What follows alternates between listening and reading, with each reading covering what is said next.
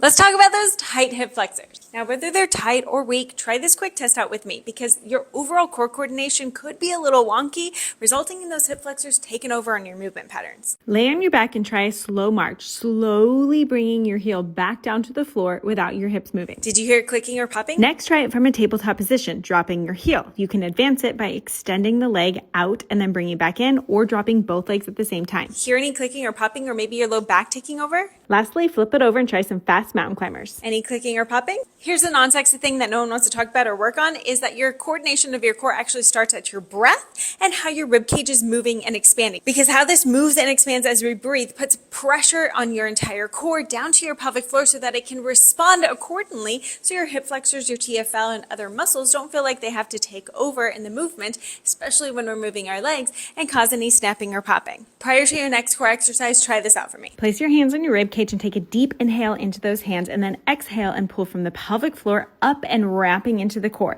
Then hold that contraction and try to still breathe from the sides of the rib cage. If that seems confusing or hard to understand how you're going to integrate that into your movement, I have an entire core plan that I'm going to be starting myself in February to really work on this postpartum body and reconnection with my inner core.